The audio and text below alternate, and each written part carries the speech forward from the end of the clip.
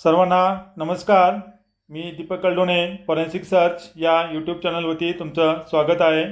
आजच्या या लेक्चरमध्ये आपण DFSL सायंटिफिक असिस्टंट यासाठी फॉरेन्सिक सायन्सची जी आपल्या महाराष्ट्र शासनातर्फे सेट एक्झाम घेतलेली होती ती सेट एक्झामचा फॉरेन्सिक सायन्सचा क्वेश्चन पेपर आपण आजच्या लेक्चरमध्ये डिस्कस करणार आहोत. आजच्या या लेक्चरमध्ये आपण सेट एक्झामिनेशन पेपर 2017 तो आपण डिस्कस करणार आहोत. हे लेक्चर तुम्हाला DFSL सायंटिफिक असिस्टंट तसेच MPSC डिपार्टमेंटल PSI मुख्य परीक्षा यासाठी तुम्हाला उपयोगी पडेल. ठीक आहे, चला तर सुरुवात करूया आपण या लेक्चरला. तर बघा, यामध्ये फॉरेन्सिक सायन्सचा हा क्वेश्चन पेपर आहे. मगाशी सांगितल्याप्रमाणे महाराष्ट्र राज्याची जी आपली सेट एक्झामिनेशन आहे, टीचर इलिजिबिलिटी किंवा आपण त्याला स्टेट इलिजिबिलिटी टेस्ट म्हणतो, ठीक आहे, असिस्टंट प्रोफेसरसाठी. तर त्या एक्झामचा हा फॉरेन्सिक सायन्सवाला पेपर आहे, पेपर क्रमांक 2. यामध्ये एकूण टोटल 50 क्वेश्चन्स आहेत. तर ते क्वेश्चन्स आपण बघून घेऊया. इंग्लिशमधून क्वेश्चन पेपर आहे, मराठीमधून मी तुम्हाला सांगेल. तर बघूया आपण वन बाय वन. पहिला क्वेश्चन आपला तो म्हणजे question number 1. One of the most classical characteristics of disguise writing is.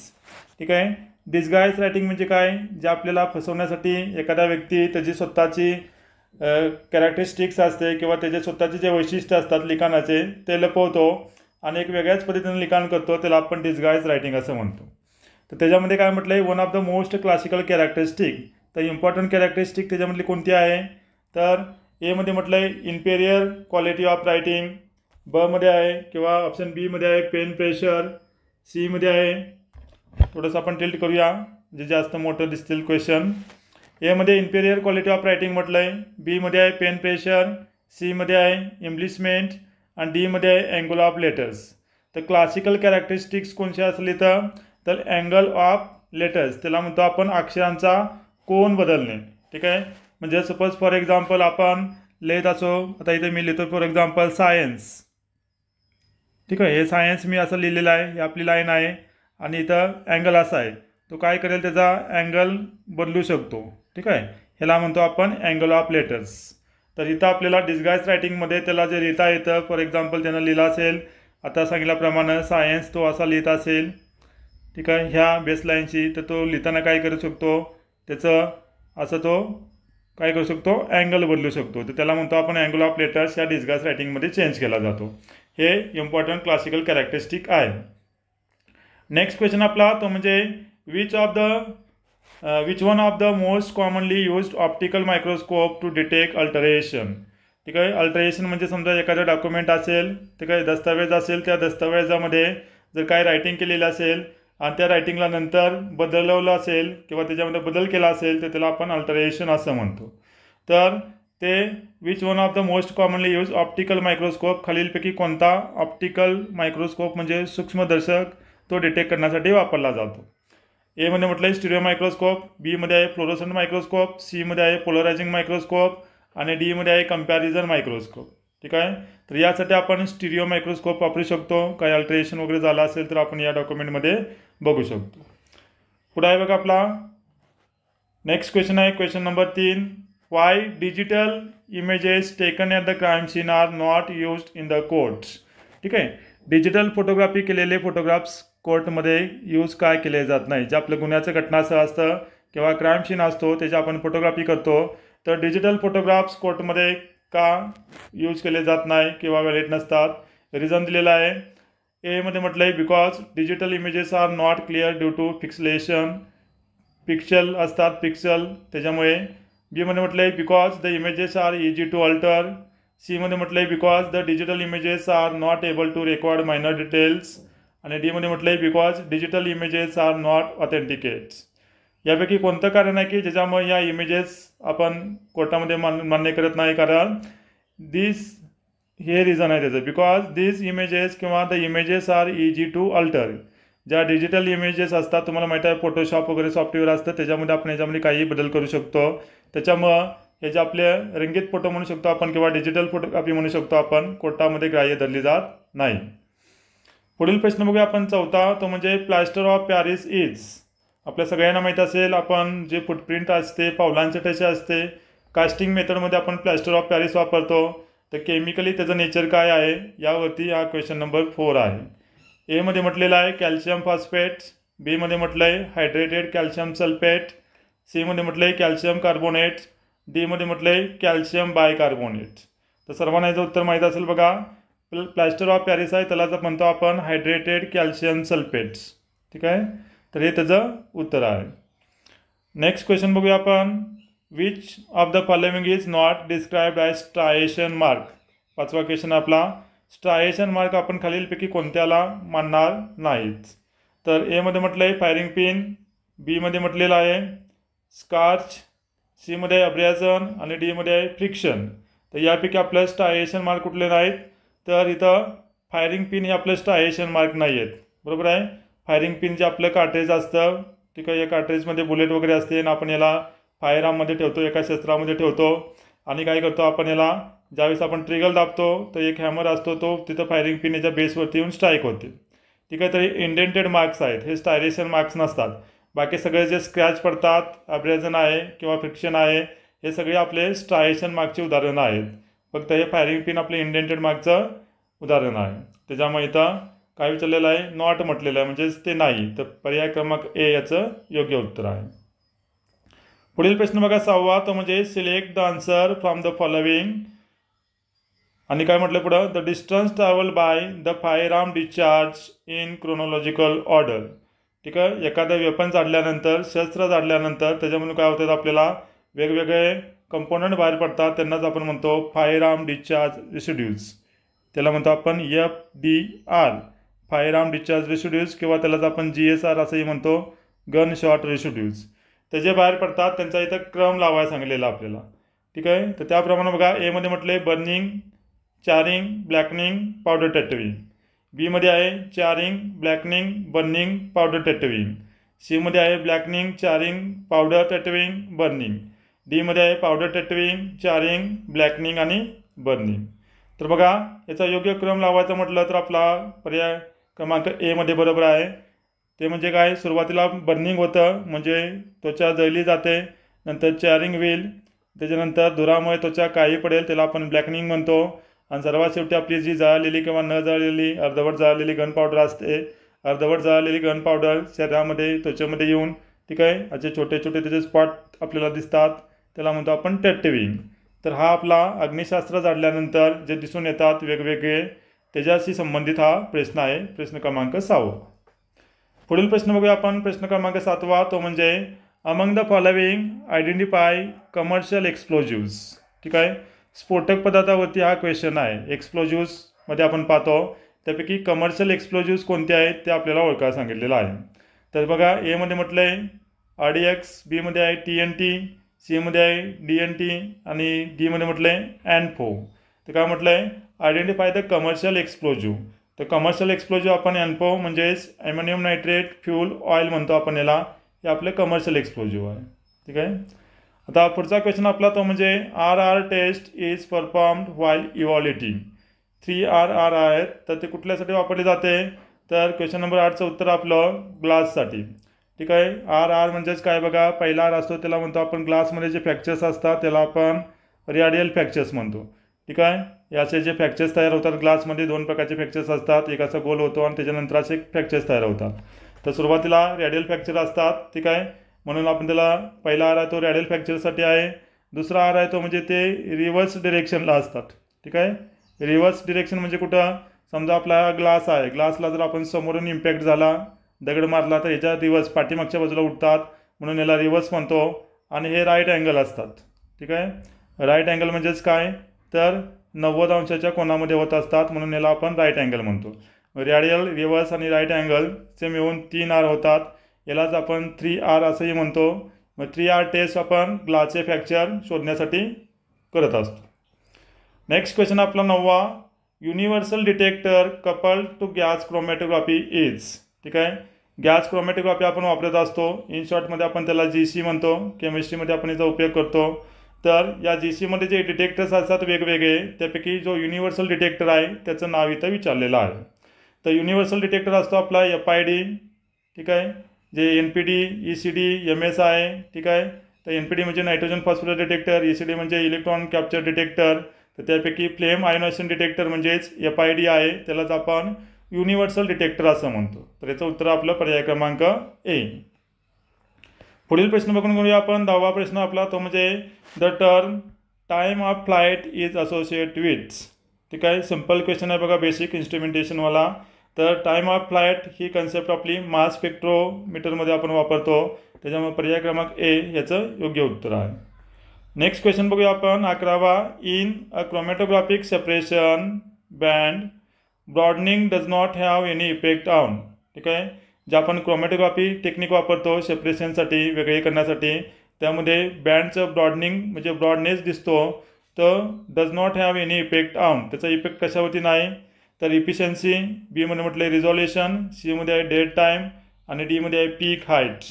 ठीक आहे, त्याचा इफेक्ट कोणावरती नसतो, डेड टाईमवरती याचा इफेक्ट नसतो, बाकी सगळ्यावरती त्याचा इफेक्ट होऊ शकतो ब्रॉडनिंग ऑफ दिस याचा क्रोमॅटोग्राफिक सेपरेशनमध्ये. ठीक आहे, तर इथं सी हे त्याचं उत्तर आहे, पर्याय क्रमांक सी. नेक्स्ट प्रश्न आपला तो म्हणजे fuse silica or quartz cells have transmittance in the range of. ठीक आहे, इथं इन्स्ट्रुमेंटेशनवरती हा क्वेश्चन आहे, क्वेश्चन नंबर 12वाला. तर त्याचं उत्तर आहे काय, पर्याय क्रमांक सी. 190 नॅनोमीटर ते 1000 नॅनोमीटर आपल्याला सांगता येईल त्याचा ट्रान्समिटन्स रेंज आहे. कुणाची, तर fused silica or quartz cells. Next question बघूया आपण. 13वा क्वेश्चन आहे तो म्हणजे ॲटोनेटेड टोटल रिफ्लेक्टन्स, त्यालाच आपण म्हणतो ATR. ठीक आहे, is a term associated with which type of spectroscopy. सगळ्याला माहीत असलं याचं उत्तर बघा, सिम्पल केमिस्ट्रीवाला इन्स्ट्रुमेंटेशनवाला क्वेश्चन आहे हा. FTR आपण याचा यूज करतो. ठीक आहे, IR स्पेक्ट्रोस्कोपी, म्हणून त्याला इथं पर्याय क्रमांक बी हे याचं योग्य उत्तर आहे. IR म्हणजेच इन्फ्रारेड स्पेक्ट्रोस्कोपी.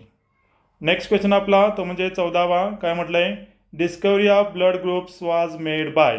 सिम्पल क्वेश्चन आहे बघा, फॉरेन्सिक सायन्समध्ये हा क्वेश्चन बऱ्याच वेळेला येत असतो. तर आपल्या सगळ्याला माहीत आहे ब्लड ग्रुपचा शोध कोणी लावला, त्याचं उत्तर आहे डॉक्टर कार्ल लँडस्टीनर यांनी रक्तगटाचा शोध लावला होता. त्याच्यामुळे त्याचं उत्तर आहे पर्याय क्रमांक बी. नेक्स्ट क्वेश्चन आपला 15वा तो म्हणजे sex chromatin test for determination of sex is based on the detection of. ठीक आहे, 15वा क्वेश्चन आहे बघा आपला. तर काय करतो आपण, एखाद्या व्यक्तीचं म्हणजे एखाद्याचं लिंग निश्चित करण्यासाठी आपण एक टेस्ट करतो, त्या टेस्टचं नाव आहे सेक्स क्रोमॅटिन टेस्ट. ठीक आहे, तर ते आपण त्याच्यामध्ये काय डिटेक्ट करतो, तर या टेस्टमध्ये आपण काय करतो डिटेक्ट, तर बार बॉडीज असतात. ठीक आहे, फॉर एक्झाम्पल या बार बॉडीजवरून आपण तो मेल आहे का फिमेल आहे आपण सांगू शकतो. आणि जर बार बॉडीज प्रेझेंट असतील तर हे शक्यतो फिमेल्समध्ये असतात, त्याच्यामुळे आपण सांगू शकतो की याचं लिंग फिमेल असेल. ठीक आहे, त्याच्याप्रमाणे याचं उत्तर होतं पर्याय क्रमांक बी. नेक्स्ट क्वेश्चन आपला तो म्हणजे the double helical structure of DNA was first correctly elucidated by. DNA आपला DNA तो डबल हेलिकल असतो. डबल हेलिकल म्हणजे असं तो दुहेरी बंधानं तिथं डबल बॉन्ड असं असतो. ठीक आहे, तर हे स्ट्रक्चर पहिल्यांदा कोणी स्पष्ट केलं. ठीक आहे, अतिशय सोपा प्रश्न बघा. तर हे स्ट्रक्चर जेम्स वॅटसन आणि फ्रान्सिस क्रिक यांनी सांगितलं होतं 1953 साली, आणि याबद्दल त्यांना नोबेल पारितोषिक सुद्धा भेटलं होतं. जो मानवाचा DNA असतो हा DNA असा डबल स्टँडर्ड आहे आणि हा पे दिलेला CD प्रमाण आहे, हे यांनी पहिल्यांदा सुरुवातीला सांगितलं होतं. ठीक आहे, म्हणून पर्याय क्रमांक ए याचं उत्तर आहे. पुढील प्रश्न आपला 17वा तो म्हणजे Christmas tree stains test is use for the identification of. ठीक आहे, फॉरेन्सिक आपण लॅबमध्ये वेगवेगळ्या रासायनिक चाचण्या करत असतो, केमिकल टेस्ट करत असतो. त्यापैकी एक टेस्टचं नाव आहे क्रिसमस ट्री स्टेन्स टेस्ट. तर ते कशाची ओळख पटवण्यासाठी किंवा आयडेंटिफिकेशन करण्यासाठी आपण करतो, तर आपल्या सगळ्यांना माहीत असेल जे सिमेंट स्टेन असतात, युरियाचे डाग असतात, ते डाग शोधण्यासाठी आपण क्रिसमस ट्री स्टेन टेस्ट यूज करत असतो. नेक्स्ट क्वेश्चन बघूया आपण. तो क्वेश्चन आपला तो म्हणजे 18वा क्वेश्चन आहे MGB ओरफिला, त्यालाच म्हणतो आपण Matthew Orfila was the most illustrious figure in the history of. Matthew Orfila यांनी काय केलेलं आहे, त्यांना आपण टॉक्सिकॉलॉजीचं जनक म्हणतो. त्याच्यामुळे पर्याय क्रमांक डी याचं योग्य उत्तर आहे. अँथ्रोपॉलॉजीमध्ये डॉक्टर अल्फॉन्सो बर्टिलॉन्स असतात. क्वेश्चन डॉक्युमेंटमध्ये अल्बर्ट ऑसबॉर्न आहेत. टॉक्सिकॉलॉजीमध्ये मॅथ्यू ओरफिला आहेत. त्याच्यामुळे या प्रश्नाचं उत्तर आहे पर्याय क्रमांक डी.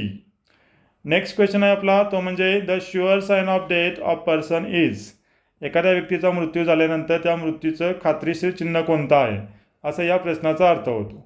ठीक आहे, तर बघा खात्रीचे चिन्ह, मृत्यू आणि मृत्यूची चिन्हे, त्याच्यामध्ये खात्रीचे चिन्ह असतं. तर एमध्ये म्हटलं आहे ऑब्सेन्स ऑफ ब्रिदिंग, बी मध्ये म्हटलं आहे absence of heart beats, C मध्ये म्हटलं आहे absence of brain activity, D मध्ये म्हटलं आहे absence of eye reaction to very strong lights. ठीक आहे. आता हे तशी पाहिली तर मृत्यूची सर्व चिन्ह आहेत, त्याच्यामुळे इथं बऱ्यापैकी थोडंसं डाऊट आहे, परंतु इथं प्रश्नपत्रिकेच्या जी उत्तर तालिका आली होती त्या उत्तर तालिकेनुसार याचं उत्तर आहे ते म्हणजे अब्सेन्स ऑफ काय ब्रेन ॲक्टिव्हिटी. एखाद्या व्यक्तीचा मेंदू कार्य करण्याचा थांबला तर त्याला आपण शुअर साईन ऑफ डेथ म्हणतो, परंतु जरी ब्रेन कार्य करण्याचा थांबला तर तो कोम्यात जाऊ शकतो. ठीक आहे. तर त्याला ब्रेन डेड व्यक्ती म्हणू शकतो आपण. हार्ट बीट थांबणं, त्याचं श्वासोश्वास थांबणं किंवा त्याचं डोळ्याची रिॲक्शन थांबणं हे सर्वच तशी चिन्ह आपली मृत्यूची चिन्ह आहेत, त्याच्यामुळे इथं उत्तर आपण पाहू शकता कसं आहे ते. पुढचा क्वेश्चन आपला तो म्हणजे 20वा. How many times is the forensic scientist allowed to visit scene of crime. ठीक आहे. एखादा गुन्हा घडल्यानंतर त्या गुन्ह्याच्या घटनास्थळी फॉरेन्सिक एक्सपर्ट म्हणजे तज्ज्ञांची मदत घेतली जाते. मग असे तज्ज्ञ त्या गुन्ह्याच्या घटनास्थळाला किती वेळा विजिट करू शकतात. ठीक आहे. तिथं पर्याय क्रमांक 1 मध्ये म्हटले 1, टू बी मध्ये म्हटले ट्वाईस, सी मध्ये म्हटले अप टू 1 वीक, डी मध्ये म्हटले एनी टाईम. ठीक आहे. तर हाऊ मेनी टाइम्स म्हणजे किती वेळा ते जाऊ शकतात, तर इथं एकदाच जाणं गरजेचं आहे. पर्याय क्रमांक ए इथं योग्य उत्तर आहे. नेक्स्ट आहे क्वेश्चन आपला 21वा तो म्हणजे who will be the call first officer. ठीक आहे. गुन्ह्याचा घटनास्थळावरती जाणारा जो पहिला व्यक्ती असतो तपास करण्यासाठी, ठीक आहे, त्यांना आपण फर्स्ट रिस्पॉन्डिंग ऑफिसर म्हणतो. मग याच्यामध्ये कोण असेल, तर एमध्ये काय म्हटलेलं आहे incharge of the police station, B मध्ये म्हटले any member of the senior police officer, C मध्ये म्हटले a person who is investigating the crime, D मध्ये म्हटले a person who first reaches at the crime scene. मग त्याचं उत्तर आहे हे पहिलं म्हणजे a person who first reaches at the crime scene. जो सुरुवातीला त्या गुन्ह्याच्या घटनास्थळावरती जाईल त्यांना आपण फर्स्ट ऑफिसर असं म्हणतो. नेक्स्ट क्वेश्चन बघूया आपण 22वा तो म्हणजे which of the following search method is most effective in large open area crime scene. ठीक आहे. गुन्ह्याचा तपास करत असताना आपण वेगवेगळ्या सर्चिंग मेथड वापरतो. त्यापैकी जर एखादा बाहेरचा लार्ज मोठा ओपन एरिया असेल तर त्या ओपन एरियामध्ये आपण खालीलपैकी कोणती पद्धत आपल्यासाठी योग्य किंवा सुटेबल असेल. तर इथं म्हटलं आहे strip method, grid method, circular method आणि क्वाड्रंट मेथड. तर इथं ओपन एरिया आहे आणि हा एरिया जास्त मोठा आहे, लार्ज आहे, त्याच्यामुळे आपण क्वाड्रंट मेथड यूज करू शकतो. त्या एरियाला आपण वेगवेगळ्या क्वाड्रंटमध्ये डिवाईड करू शकतो आणि एक एक क्वाड्रंट आपण इंडिव्हिज्युअली त्याला तपास करू शकतो. त्याच्यामुळे पर्याय क्रमांक डी याचं योग्य उत्तर आहे. नेक्स्ट क्वेश्चन आहे 23वा तो म्हणजे the forensic expert is a witness to. जो फॉरेन्सिक एक्सपर्ट असतो त्यांना कोर्टमध्ये आपण ॲज अ विटनेस म्हणून बोलवतो. तर ते कुणासाठी विटनेस असतात. ए मध्ये म्हटलं द प्रोसिक्युशन, ब मध्ये म्हटलं द डिफेन्स, सी मध्ये म्हटलं the court of law, D मध्ये म्हटलं द इन्व्हेस्टिगेटिव्ह एजन्सी. तर हे अतिशय महत्त्वाचं आहे बघा. फॉरेन्सिक एक्सपर्ट असतात ते आपण फक्त विटनेस म्हणून कोर्टासाठी जातो. जे आपले ऑपोजिशन पार्टी आहे किंवा जे बचाव पक्ष आहे त्यांच्यासाठी आपण जात नसतो किंवा कुठल्याही इन्व्हेस्टिगेशन एजन्सीसाठी आपण जात नसतो. आपण फक्त कोर्टासाठी ॲज अ फॉरेन्सिक एक्सपर्ट तिथं विटनेस देत असतो. पर्याय क्रमांक सी याचं योग्य उत्तर आहे. पुढील प्रश्न आपला तो म्हणजे which of the following technique is not used in DNA analysis. DNA अनालिसिसमध्ये आपण खालीलपैकी कोणती टेक्निक यूज करत नाही. अतिशय सोपा प्रश्न आहे. ए मध्ये म्हटले RFLP, बी मध्ये म्हटले YSTR, सी मध्ये आहे SNNP आणि डी मध्ये आहे बायर फ्रिंजेस. तर आपण RFLP म्हणजेच रिस्ट्रिक्शन फ्रॅगमेंट लेंथ पॉलिमॉर्फिझम म्हणतो आपण, याचा फुल फॉर्म. YSTR म्हणजे इथं STR म्हणजे शॉर्ट टेंडम रिपीट म्हणतो आपण त्याला. SNN म्हणजे सिंगल न्यूक्लियोटाईड. ठीक आहे, इथं म्हणतो. आणि इथं हे तिन्ही म्हणजे ABC आपण तिन्ही वापरतो. इथे काय म्हटलेलं आहे not used in DNA analysis. तर DNA अनालिसिसमध्ये आपण बायर फ्रिंजेसला यूज करत नाही. ठीक आहे, त्याच्यामुळे इथं बायर फ्रिंजेस ग्लासची वगैरे आपण एक्झामिन करण्यासाठी इथं ते वापरत असतो. म्हणजे इथं प्रश्न क्रमांक 24चं आपलं योग्य करेक्ट ऑप्शन आहे तो म्हणजे पर्याय क्रमांक डी. नेक्स्ट क्वेश्चन बघूया आपण 25 वाला तो आहे oil used in transformer and switch gear is basically. ठीक आहे, जे आपले ट्रान्सफॉर्मर किंवा स्विच गिअर असतात त्याच्यामध्ये कोणत्या प्रकारचं ऑइल यूज केलं जातं, तर टेक्निकल मिनरल ऑइल इथं यूज केलं जातं. पर्याय क्रमांक ए इथं बरोबर आहे. पुढचा क्वेश्चन आपला तो म्हणजे ट्रायक्लोपॉस बिलॉंग्स टू. जे आपले वेगवेगळे इन्सेक्टिसाइड किंवा पॉयझन्स असतात त्या पॉयझन्सवरती हा प्रश्न आहे. ट्रायक्लोपॉस बिलॉंग्स टू. आता हे कुणाशी बिलॉंग आहे बघा, अतिशय सोपा प्रश्न आहे. तर हा इन्सेक्टिसाइड्स आहे, हर्बिसाइड्स आहे, रोडंटिसाइड आहे का सिडेटिव्ज आहे.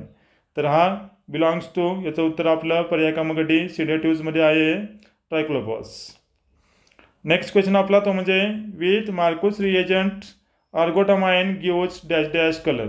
ठीक आहे, अर्गोटामाइन डिटेक्ट करण्यासाठी आपण मार्कुस रिएजंट टेस्ट वापरतो. तर या टेस्टमध्ये त्याचा कलर कसा असतो? तर या टेस्टमध्ये त्याचा कलर ब्राऊन कलर येतो. त्याच्यामुळे याचं उत्तर आहे पर्याय क्रमांक डी. नेक्स्ट क्वेश्चन बघूया आपण, तो म्हणजे the common street name that is crack is for which of the under mention drug. ठीक आहे, जे खालील पदार्थ अंमली पदार्थ आहेत त्यापैकी कोणत्या अंमली पदार्थाला आपण क्रॅक या नावाने ओळखतो? बऱ्याच वेळा हा प्रश्न रिपीट झालेला आहे बघा, नेट एक्झामलाही आलेला आहे, नंतर डिपार्टमेंटल PSI मुख्य परीक्षेलाही हा प्रश्न आलेला आहे.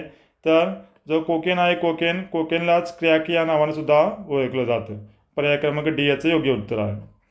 नेक्स्ट क्वेश्चन आपला, which one of the following technique is one of the prepared techniques for the estimation of metallic poison from viscera. ठीक आहे, आपल्या सगळ्यांना माहीत आहे विशेरा काय असतो. मृत्यूनंतर समजा एखाद्याचा विष घेऊन पॉयझनमुळे मृत्यू झाला तर त्यावेळेस आपण पोस्टमॉर्टम करताना त्याच्या शरीरातील अवयव कट करत असतो. ठीक आहे, पचन संस्थेचे, एक्सक्रिटरी सिस्टीमचे वगैरे, त्यांना आपण विशेरा म्हणतो. मग अशा विशेरामध्ये जर समजा एखादा मेटॅलिक पॉयझन असेल तर तो मेटॅलिक पॉयझन डिटेक्ट करण्यासाठी ठीक आहे आपण खालीलपैकी कोणती टेक्निक वापरू शकतो? तर सगळ्यांना माहिती आहे बघा, मेटॅलिक पॉयझन डिटेक्ट करण्यासाठी आपण AAS टेक्निक वापरू शकतो. त्यालाच म्हणतो आपण ॲटॉमिक ॲब्सॉर्प्शन स्पेक्ट्रोस्कोपी, AAS. पुढील प्रश्न आपला 30वा, तो म्हणजे ACEV in fingerprints terminology stands for. बघा, ACEV फिंगरप्रिंटची जी टर्मिनॉलॉजी आहे, ए म्हणजेच काय, त्याला म्हणतो आपण अनालिसिस, सी म्हणजे काय आपलं कंपॅरिझन, ई म्हणजे आपलं इव्हॉल्युशन आणि व्ही म्हणजे व्हॅल्युएशन. ठीक आहे, तर या प्रकारे आपल्याला त्याचा लॉंग फॉर्म सांगता येईल. नेक्स्ट क्वेश्चन बघूया आपण, तो म्हणजे 33 वाला, the earliest large scale practical application of fingerprint was made by. ठीक आहे, फिंगरप्रिंटचं जे ॲप्लिकेशन करण्यात आलं होतं लार्ज स्केलवरती ते सुरुवातीला कोणी केलं? तर सर विल्यम हर्शल यांनी काय केलं होतं, प्रत्येक नेटिव्ह कॉन्ट्रॅक्ट वगैरे करत असताना लोकांच्या पोटांचे ठसे घेतले होते. आपल्या भारतामध्ये यांनी सुरुवात केली होती, त्याच्यामुळे सर विल्यम हर्शल हे याचं योग्य उत्तर आहे. पुढचा सोपा प्रश्न बघा 32वा, IBIS स्टँड्स फॉर. IBIS ही आपले जी फॉरेन्सिक बॅलिस्टिक आहे, अग्निशास्त्राशी संबंधित ही व्याख्या किंवा टर्मिनॉलॉजी आहे. तर IBIS म्हणजे काय? IBISलाच म्हणतो आपण इंटिग्रेटेड बॅलिस्टिक आयडेंटिफिकेशन सिस्टीम. पर्याय क्रमांक सी हे याचं योग्य उत्तर आहे.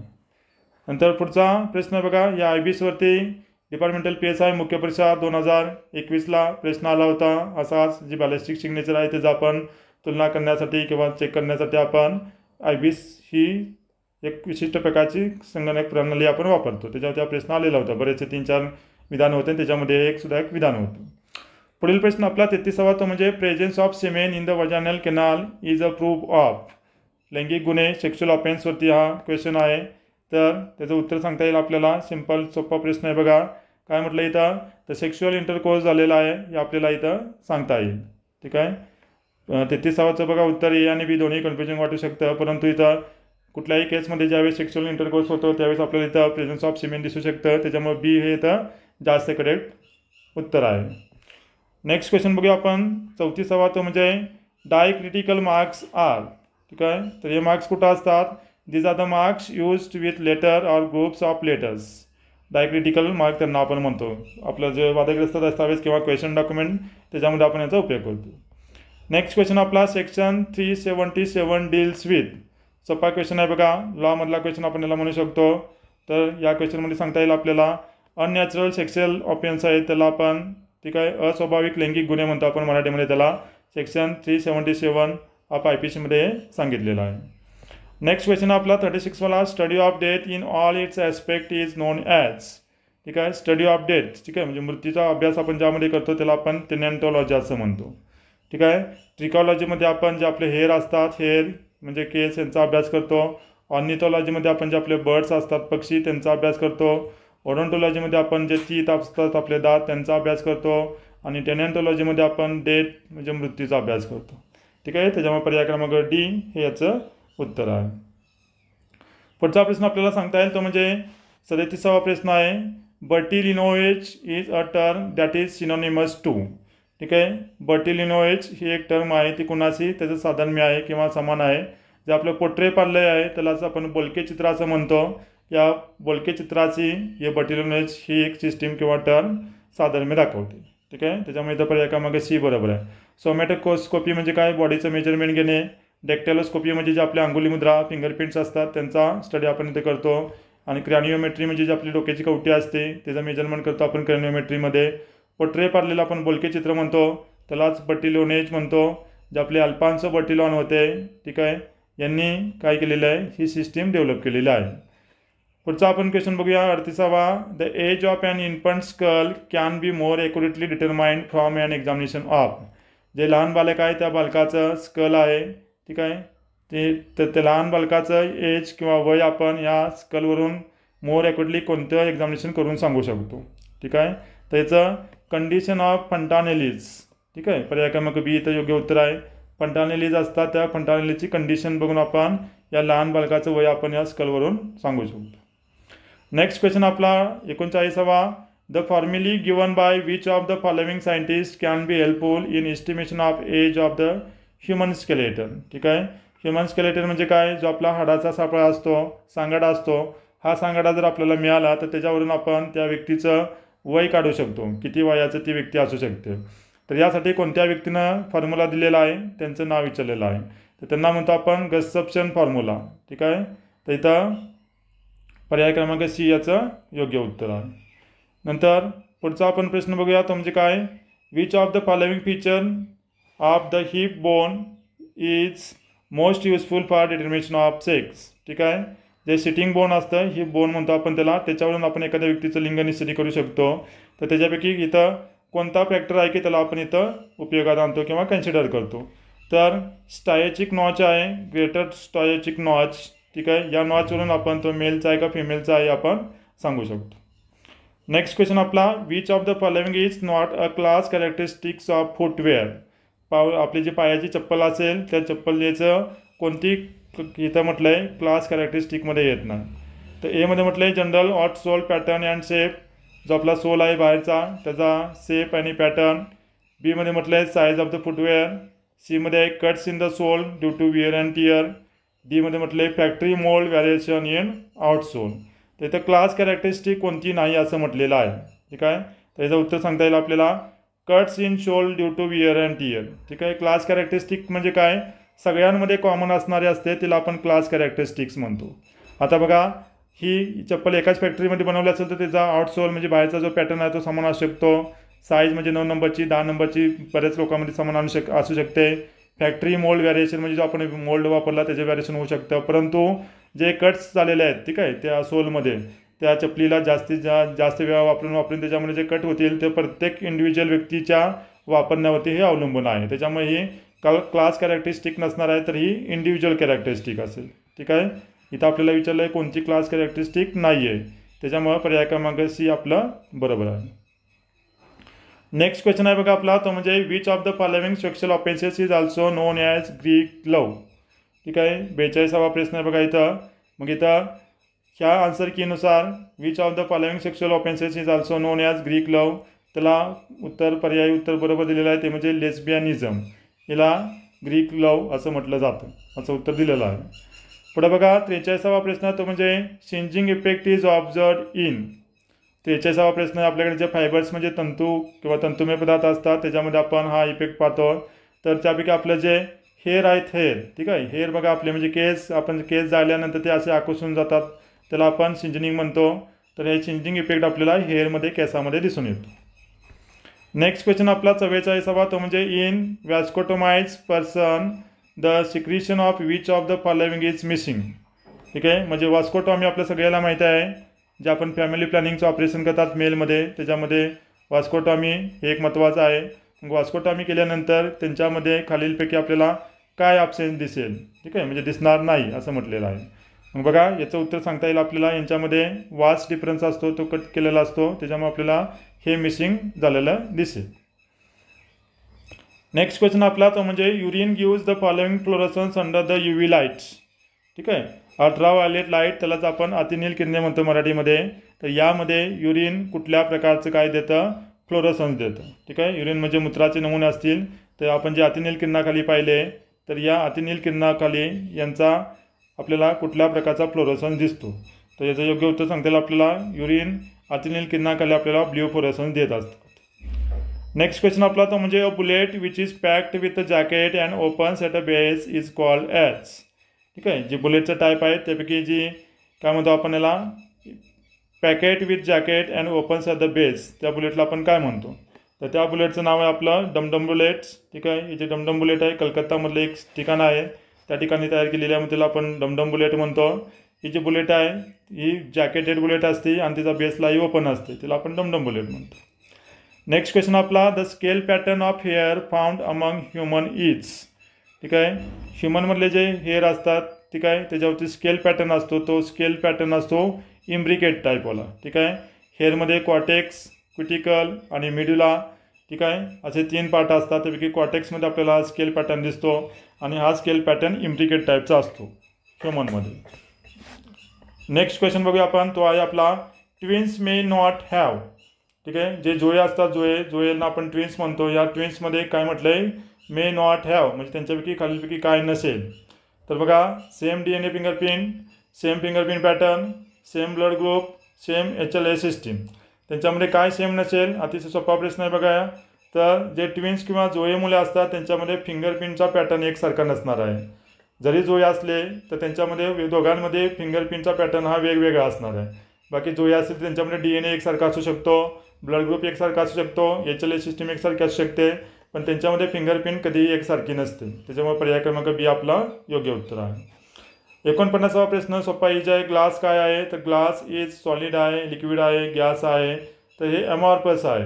ठीक आहे, ग्लास डी पर्याय बरोबर आहे. आणि पुढचा प्रश्न आपला तो म्हणजे फेडरिक मोए स्केल इज रिलेटेड टू. सोपा प्रश्न आहे बघा हा सुद्धा. तर जे आपले मिनरल्स असतात या मिनरल्सला आपण डिटेक्ट करण्यासाठी आपण फेडरिक मोए स्केलचा यूज करत असतो, त्याच्यामुळे पर्याय क्रमांक बी हे आपलं योग्य उत्तर आहे. तर बघा अशा तऱ्हेनं आपण हे महाराष्ट्र सेट एक्झामिनेशनचा जो पेपर होता फॉरेन्सिक सायन्सवाला 1 ते 50 क्वेश्चन आपण याच्यामध्ये पाहिलेले आहेत. अशा तऱ्हेनं आपण आपल्याकडे DFSLसाठी तसेच फॉरेन्सिक सायन्स आणि केमिस्ट्रीचे टेक्निकल प्रश्न याची आपण टेस्ट सिरीज चालू केलेली आहे. डिपार्टमेंटल PSIची सुद्धा आपल्याकडे टेस्ट सिरीज अवेलेबल आहे बघा. तर हा क्वेश्चन पेपर आहे. तुम्हाला हा व्हिडिओ कसा वाटला खाली कमेंट करून नक्की सांगा. व्हिडिओ आवडल्यास नक्की लाईक करा, ठीक आहे, शेअरही करा सर्वांना. तर आजच्या लेक्चरला आपण इथंच थांबूया. थँक्यू.